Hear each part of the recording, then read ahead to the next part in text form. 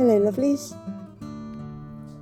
Today we're going to be looking at the multitude of both wild and garden plants that have been used for centuries to act as insect repellents.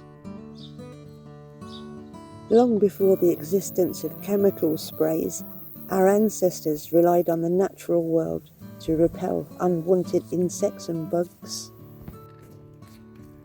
In this video, I won't just be showing some of the plants that they may have used and how they may have used them, but I'll be talking about some of the science behind why those chemical compounds found in the plants actually work to deter those unwanted wee beasties.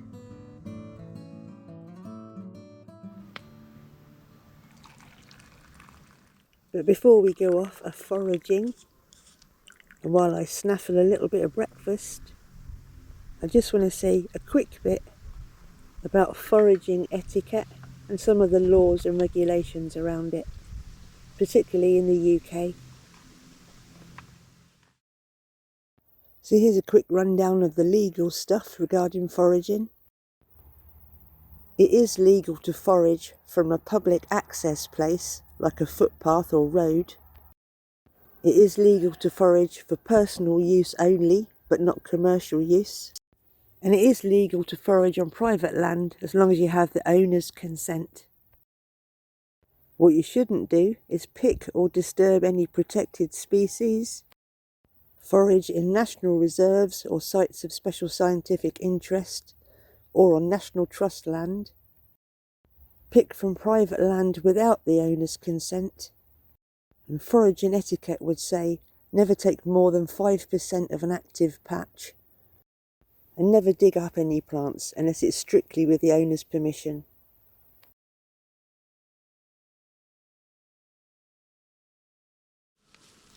All of the plants I'm looking for today are growing on the land that I live on. I have the owner's consent to forage there and to gather fallen wood. So let's have a mooch and see what we can find en route.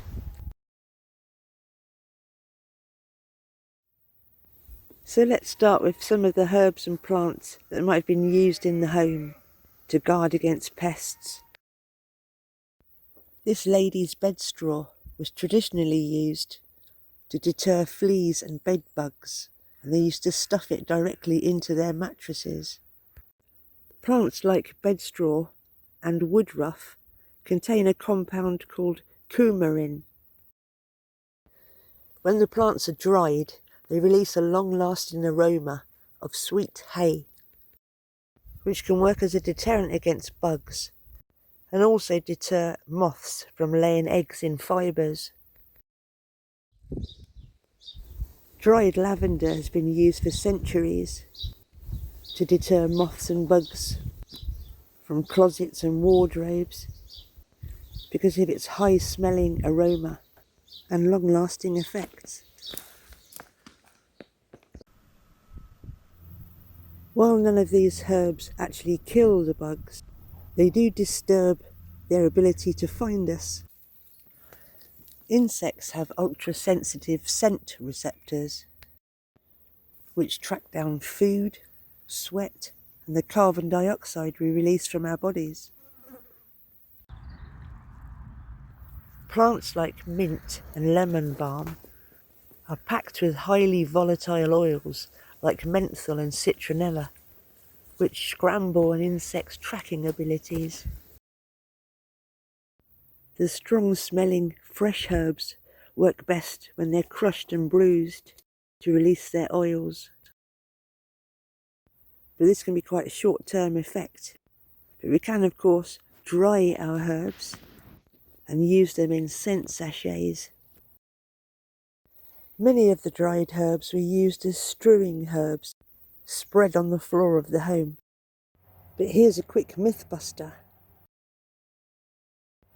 Folks used to believe that keeping a conker in your home would keep spiders away. But this has been scientifically proven to be a myth.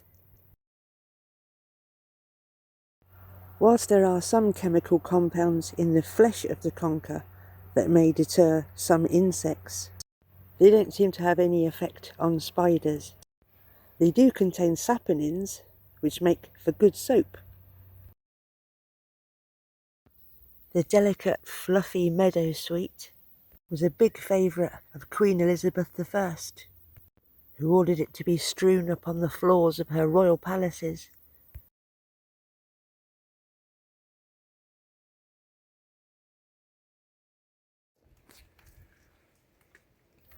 Plants like mugwort and southernwood are packed with thujone, a compound that repels moths and garden beetles. Feverfew contains pyrethrin, which can affect the nervous system of insects, and parthenolide, which disrupts their sensory receptors. Catnip contains nepetalactone, which is said to be more effective than DEET to drive away mosquitoes. The bog myrtle plant is a heavy hitter in the insect repellent world. It contains numerous compounds that can deter biting wee beasties like mosquitoes and the infamous Highland midge. Tansy was another strewing herb with rich volatile essential oils. Garlic not only deters vampires, but when it's crushed, it releases sulphurous allicin, which deters ticks and soil pests. Even some of our wild friends, like the badger, know how to use the plants in the fight against parasites and pests. Along with the wild garlic, they'll often drag fresh green bracken fronds into their set to use in their bedding as a repellent, which contains high concentrations of tannins and other defensive chemicals. They're also known to use bluebells in their bedding, which contain strong insecticidal and antimicrobial properties.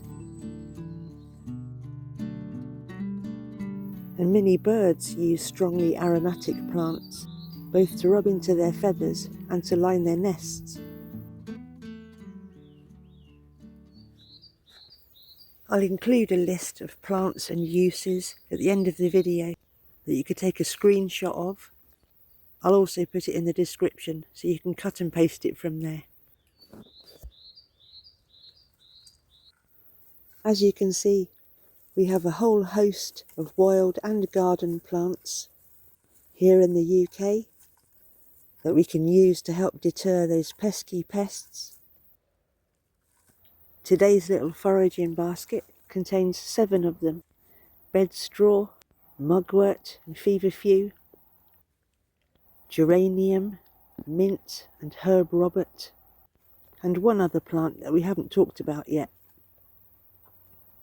Which leads us nicely in to look at a couple of plants that we can find elsewhere in the world that are highly effective insect repellents.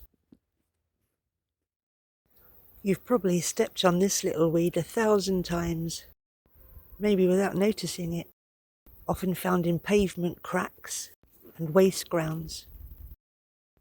This is the pineapple weed, wild chamomile, which was originally native to Northeast Asia and North America, but it managed to escape from Kew Gardens in the late 1800s and took up residency across the UK and is now very common. Lab trials have confirmed that the active volatile compounds in this humble weed trigger a severe avoidance reflex in biting insects. Across the waters in North America and Canada, we find sweetgrass, which contains coumarin and phytol. Lab tests using sweetgrass oil match the exact repellent potency of synthetic commercial DEET. Some of the heavyweight champions of insect repellents hail from Australia. The lemon myrtle has the highest natural purity of citral in the world. Lemon-scented gum leaves are so packed with citronella that when refined it transforms into a compound called PMD. It's the only plant-based repellent compound officially registered by global health organisations like CDC that match the active protection time of heavy-duty commercial sprays.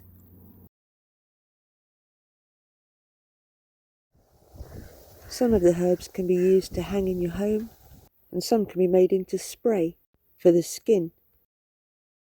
You can mix the crushed herbs with witch hazel and distilled water, steep them overnight and put them in spray bottles, but they have a short shelf life, so only mix small batches. Longer lasting sprays can be made using essential oils, and if you want to know more about those, let me know in the comments. As with all skin products, you should always do a patch test on your skin first to make sure you don't get a reaction, just using a tiny bit.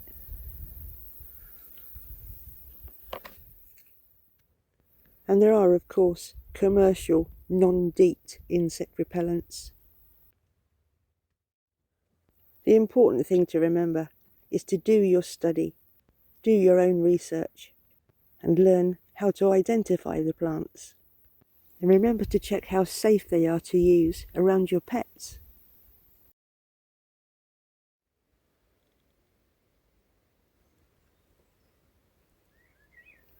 Well, I hope you enjoyed that foray into the wild world of natural insect repellents. Thank you for joining us.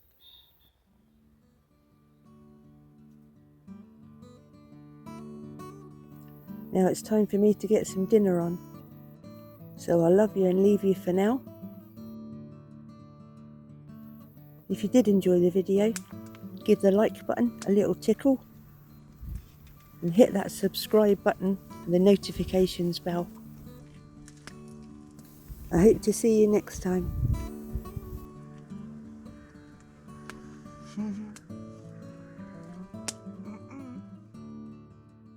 Oh, and by the way, the list of the plants was a bit too long to put on the screen, so I'll include it in the description of the video. Good night.